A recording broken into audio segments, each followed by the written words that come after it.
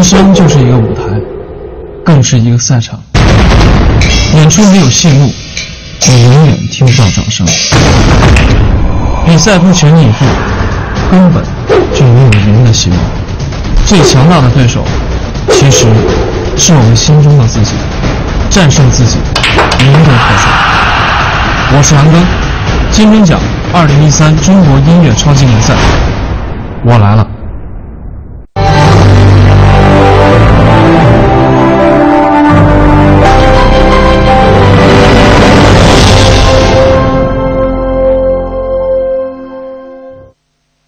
青春由偶类独家冠名播出。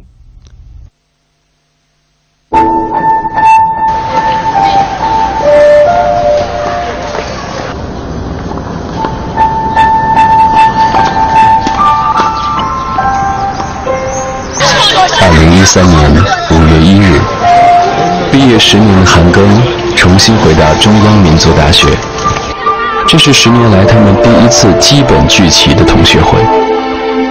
今早上我们就躲在这里面厕所里。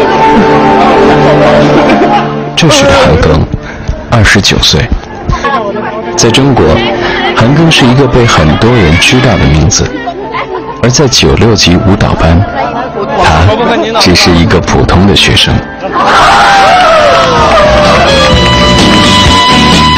1996年，韩庚从黑龙江省牡丹江市来到北京，考入中央民族大学舞蹈学院中专班，专攻民族舞。那一年，他12岁。在此之前，学舞蹈并没有得到家人的支持。刚开始父母都不同意，就是我准备要去北京的时候，我的哈尔滨的亲戚，我什么舅姥爷啊、姑姥全都来到牡丹江，就告诉我妈不能让孩子去学舞蹈。你男孩学舞蹈，娘了娘气的。你以后没有什么发展，舞蹈的生命力又那么短，你让孩子干嘛遭那罪呢？但家里人呢，只有我的姥姥，我的外婆是最支持我的。她说一定要去学舞蹈，我支持。谁要不让孩子去，我跟他玩命。那您能转起来吗？也知道了，那转一个，转一个。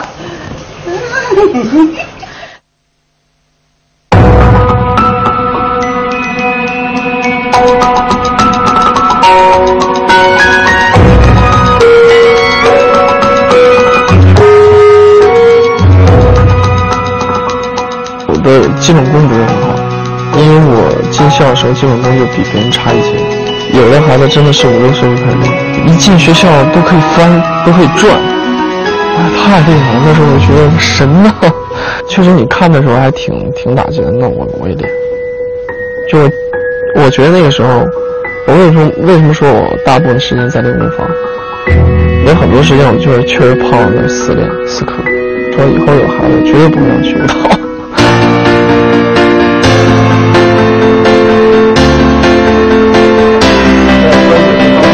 这鼓还在呢。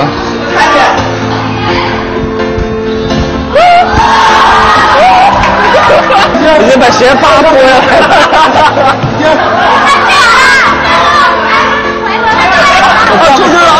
抽筋了啊！抽筋了！抽筋了！全国高校招生工作会议上，国家教委1996年，国家教委正式宣布全国普通高校将实行并轨招生。这意味着艺术院校的学费将由原来的几百元一下子涨到了8000元。高额的学费让韩庚本就不富裕的家庭面临了困境。家里就付了很多的钱，也交了很多的钱，学费啊，那时候还有赞助费，乱七八糟加起来就差不多4万多，大概是将近5万块钱。那时候已经很多了。对于12岁的韩庚来讲，除了面对从来没接触过的舞蹈，更多时候需要思考的是吃饭问题。刚开始吧，我这一天用10块钱吃饭，一天从早饭、午饭、晚饭，是吧？我也还得买水啊，乱七八糟拌肉，还会吃个肉去呢。妈有时候想吃拌肉，我说来1块5吧，来1块5拌肉，我看这兜里1块3，还差2毛钱。那时候学校有好多戏啊，不管有好多戏，我都在那个时间就往地上看着又有了一千掉了。真的，就那段时间我是正好长身体的时候。那时候我不是每个月就200块钱吗？慢慢给我涨到300块钱，吃饭吃点好，比如饭比较好一点的，比较贵一点就没了。我还剩下这个钱，妈我再算，我一天3顿饭，一天3顿饭，我还有几天，我要吃几顿？我在想买一箱方便面，我一顿吃1袋，我能不能坚持到最后？好，我买了，就每天就吃方便面，一顿吃1袋方便面，好几天了。将近吃了有半个月，完了就一下子营养也跟不上，长个的时候你知道滑膜发炎了，所以就把我腿给吃坏了。养病半年之后，韩庚回到学校，开始拼命赶课。没有舞蹈基础的他，加上之前伤病耽误的课程，每天的练习成了他这段时间的唯一生活内容。这里是大礼堂，就我们学校那个大礼堂，就是我们毕业汇报就在这里。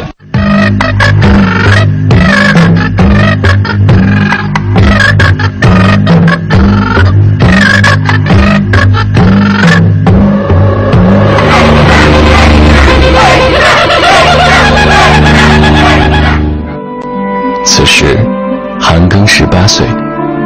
对于很多人来说，青春才刚刚开始，但对于韩庚来说，已经要面对人生的一次重要选择。我连民族大学的考试的钱都没有，我再去考电影学院，再考中戏。你知道那时候学费1年是1万多了已经。我在上学的时候，家里给我赚的学费，我的生活费全是我妈妈在深圳，在一个小区里边帮别人去打工，早上起来去做一些包子啊、馒头啊，卖早点，就给我赚了一些生活费。所以我才说，我说我毕业我不会再家里向家里要钱。2001年，韩国 SM 公司在中国举行名为 HOT China 的选秀活动，韩庚成为选秀大军中的一员。到了长安饭店，完了就把我领到另一个屋子里边，去了房间就让我跳舞，就要唱歌嘛。我只记得月亮代表我的心的一个歌词，你问我爱你有多深，就记得这个。唱了这个之后，还是说那如果把你带到韩国，培养你成为一个亚洲的明星，你的父母愿不愿意让你去啊？应该没问题吧。2年3月份吧，好像是给我来个电话，你被那个录取了，准备签合同。他跟我说是中国的法律他们不了解，合同有些东西做的不合理。完了法律那边说不让，说先等一下，我们重新改一下合同。当时韩庚并不知道自己是以3000:1的比例被幸运地选中。在2001年韩庚即将毕业的日子里，等待与公司签约前往韩国，成为他迷茫青春岁月中的一线微光。在等待的日子里，他不得不开始居无定所的北漂生涯。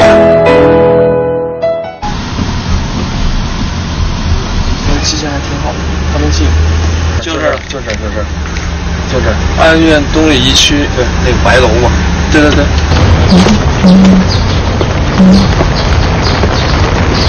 是这个楼吧？我记得是第一个门楼。这个地方就是我，一直住了差不多2个月。一个夏天吧。一个夏天。哇，那屋子连味儿放了3天都没放出去。就这个门的7楼，上面有空调的那个房间，那是我以前住那房子的那个窗户，感觉别人住了。但真不让进了我屋子。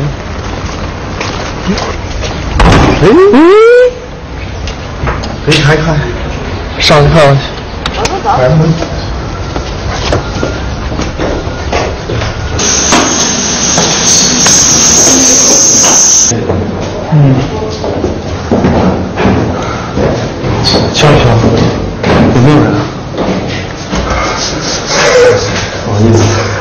感觉所有东西都变小了。对。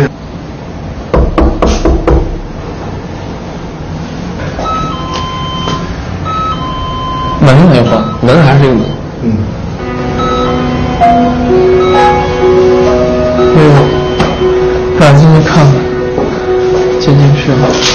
本来想进去的，后来敲门不开人，一会儿照个照片，留个纪念。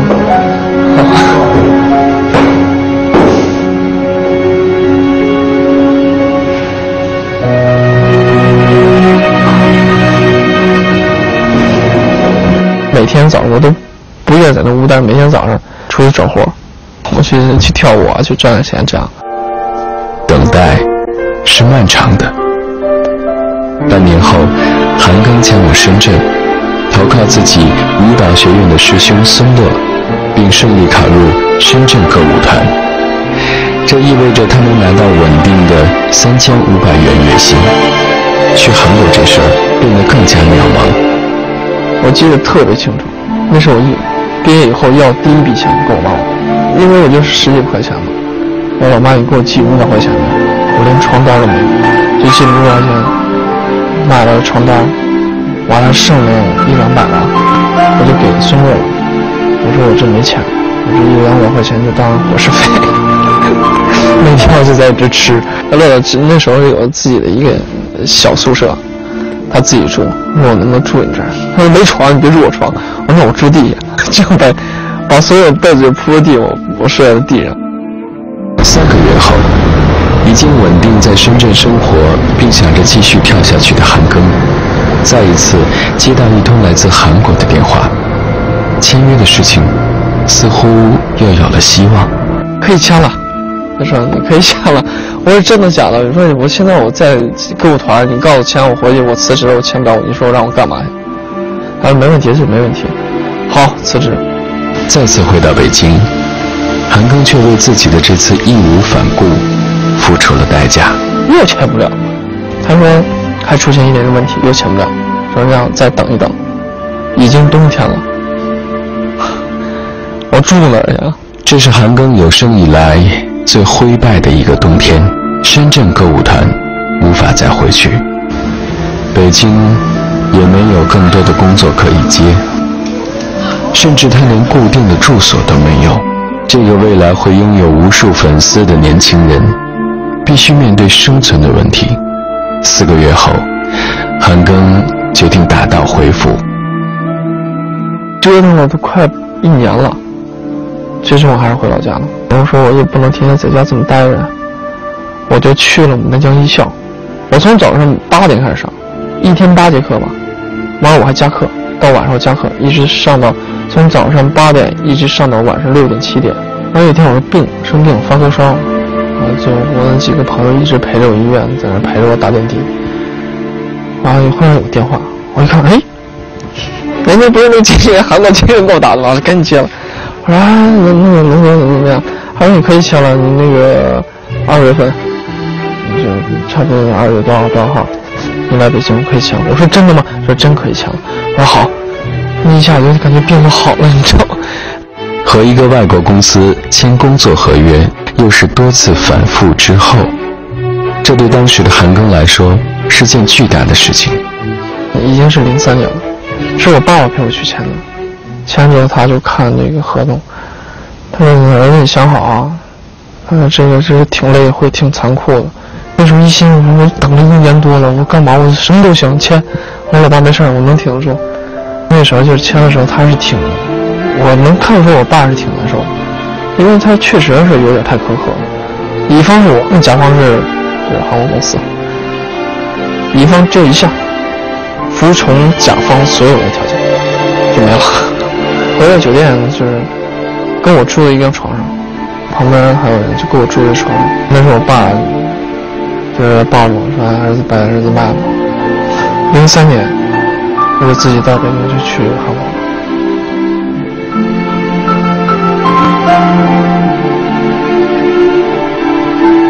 那一年才知道，我才知道说人去拼去奋斗去要做一件事情有多难。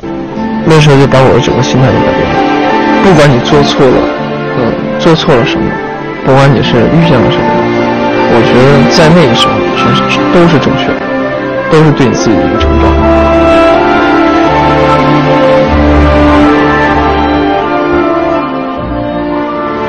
生活带来踏上异国他乡的旅程，换来的是又一次漫长的等待。在激烈的韩国演艺圈，韩庚凭借怎样的信念得以幸存？最主要就是赚钱。黑班来得快，去得慢，不用等。去吧，我要自主耕耘。欧蕾全新升级淡斑小滴管，美白专利成分，快速击低色斑根源，1周中淡化常年累积色斑，更早夺回镜霞透白，想让黑斑一触归零。想不到赢回美白是这么快。欧蕾全新升级水感透白系列，欧蕾。必胜客滋滋盐烤系列，精选天然盐盘，高温瞬间锁住牛排原汁原味，声香色味全感官美食体验。宝贝般肌肤就要毛孔隐形，没有油光。美宝莲宝贝毛孔隐形凝露，清晰丝滑啫喱，毛孔隐形，油光巴巴，肌肤宝贝般细滑。美宝莲宝贝毛孔隐形凝露。初次见面，热恋了。终于，百多邦牌诺匹罗星软膏，深入渗透，抗菌治感染，笑容亮白，散发迷人魅力。黑人超白牙膏，超过5000万 HCF 亮白因子，将牙渍一一清除，亮白笑容触动全城。黑人超白牙膏，笑容正能量。想要在一起，哪有那么容易？肯德基超值小食组，汇聚多款美味小食，还有全新芝士黄金饺，只要10元起，通通在一起了。宝贝般肌肤就要毛孔隐形，没有油光。美宝莲宝贝毛孔隐形凝露，清晰丝滑啫喱，毛孔隐形，油光巴巴，肌肤宝贝般细滑。美宝莲宝贝毛孔隐形凝露，小心哦！牙釉质可能会被侵蚀哦。好，强健牙釉质有它。黑人强健牙釉质牙膏，3重强健，强化、锁定、巩固多重保护牙齿。黑人强健牙釉质牙膏。黑斑来得快，去得慢，不用等。去吧，我要自主耕耘。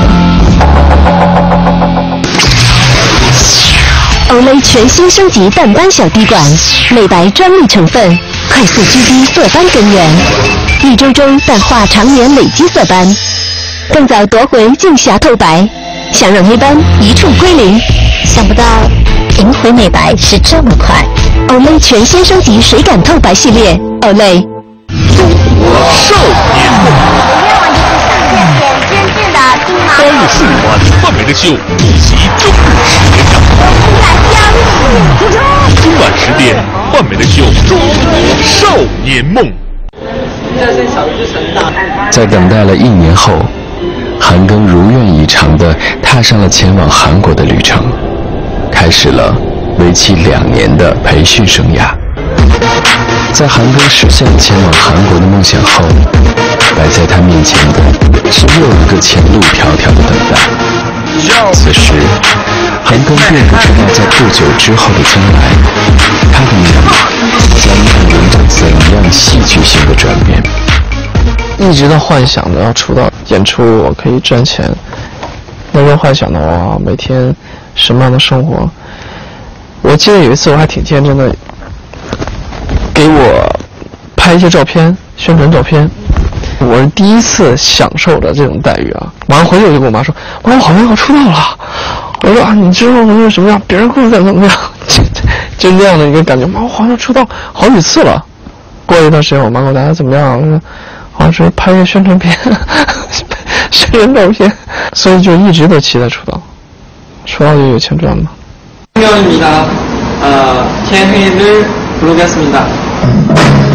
就因为这个朴实的信念，让韩庚成为最后留下来的人。我说我必须要坚持，我要赚钱。其实那个时候我都没有想过，我说我要去做一个艺人，做一个歌手有多有名。这有多大的腕儿？其实小那么小，我最主要就是赚钱。2005年，韩庚作为12人组合 Super Junior 的成员，正式在韩国出道，成为第一个通过选拔培训在国外出道的中国人。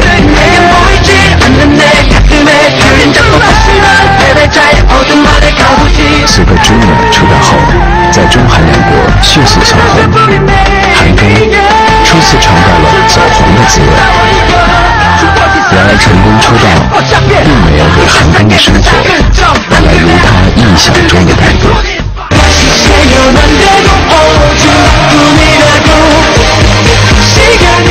因为外籍艺人身份，韩庚不得不面临长达8个月的限制期。戴着面具又载歌载舞，构成了他出道生活的两面。韩庚一方面享受着可以自力更生的惊喜，一方面陷入前途不知所终的焦灼。应该是07年，完我回去的时候就跟我妈妈去见面，完我回来我妈还给我包饺子。那时候我妈的工作说不能这2天待着，我找些工作吧，就去了大中电器，去站柜台，就每天站的脚都是肿的，因为年纪也挺大，那脚都是肿的，就卖冰箱，完每个月就那点钱，卖出去了还有一些分层。完有段时间跟我说，我说要不我去做家政吧？我说干嘛呀妈？就别扯。我说我这边还有一笔钱，我说包饺子，那咱们做个饺子馆，做个小分店，还能买一下。我就把第一笔钱挣了13万，第一笔10万块钱就给了他，开了一个极其小的饺子馆。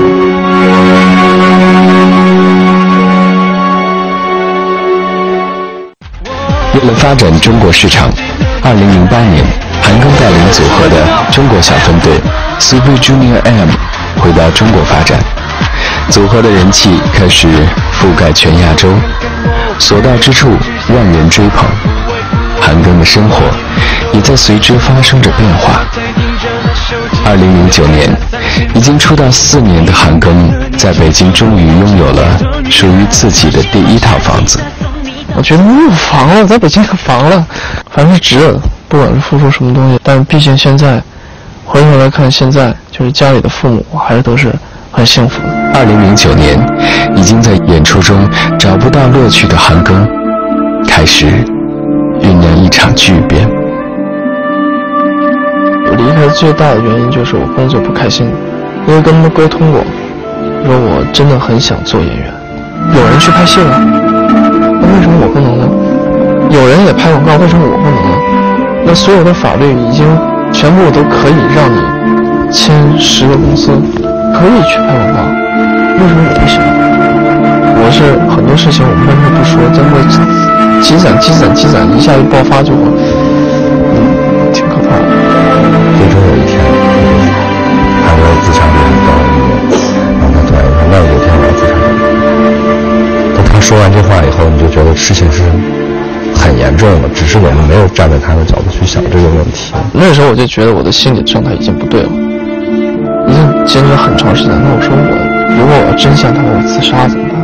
我已经什么都不想要了，名利对我一点都不重要，他让我当老师，我怎么都能活。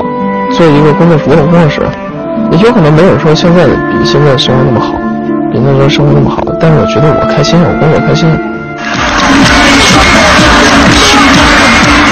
2009年12月21日，对 Super Junior M 而言，只是他们繁忙工作中的普通意外；对韩庚而言，表面的平静，背后却酝酿着一个惊天的计划。没有人想到，这将成为 Super Junior M 最后一次同台大赛。我记得挺清楚，我演完出来，每个人看了一眼，跟工作人员，我走之后我还挺淡定，我说我的身份证还在公司里，我说哥，我今天我要拿身份证，我妈妈要用我的身份证，我说那你明天再拿吧，我说明天这赶飞机不是都回韩国了吗？我说你今天你给我晚上马上就送去，半夜1点了吧，12点多1点了吧。我说我就必须拿到。经纪人呢，我说你说韩国这怎么有毛病吗？这么晚还拿去？那天是演完出，第二天我要赶飞机，我要去韩国。去了韩国，我什么时候再回来？那时候什么也不想了，我只想了赶紧离开。那时候我在韩国就跟间谍一样，我从银行拿到我所有的那个流水，去医院拿我的资料，我偷偷的拿这些资料去了韩国的律师事务所，给那律师把我所有的东西，就每天我就抽时间，我看今天下午4点有课，我现在赶紧回家，2个小时能不能完成这个任务？就是我感觉我都干的最大的一件事，哇，怎么能这么做？以前我就特别乖，不会去做一些违反规律的一些事情，几乎一宿没怎么睡，兴奋啊，紧张啊。我们一大早5点还是6点啊，我们去了机场，直飞丽江的飞机，我们就飞过去了。在飞机上，哎，行吧，我诉讼没有，这个传单到没到？人那边怎么样了？完到了丽江，好像中午左右吧，才出了这个新闻，就铺天盖地，我们俩就看，边看边紧张，边看我说这怎么办？我说那事儿大了。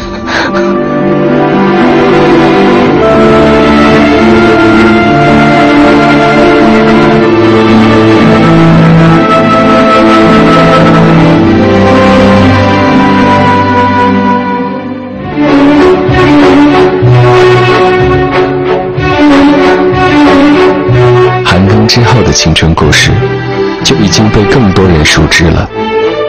回国3年，韩庚从国内媒体最初的不认知，到唯一以歌手身份登上所有1线时尚杂志的封面，拿到国际音乐大奖，成为众人期待的男主角。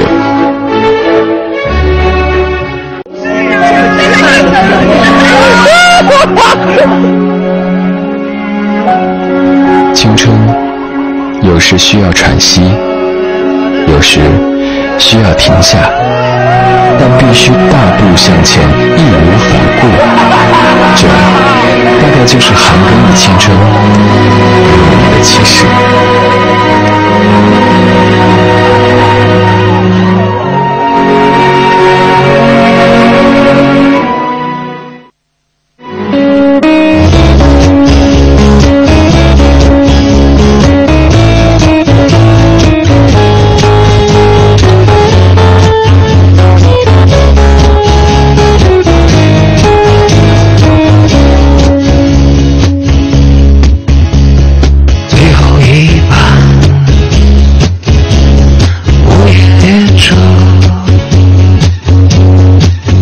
悄悄带走了青春，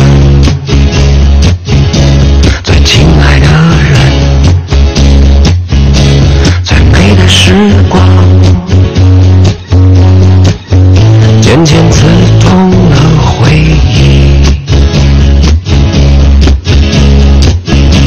留不住什么，换不回什么。青春终究要散场，我得到什么？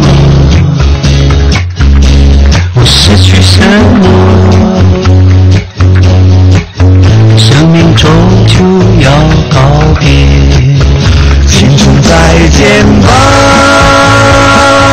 那放肆的幸福，青春再见吧。那无尽的忧伤。青春有偶类独家冠名播出。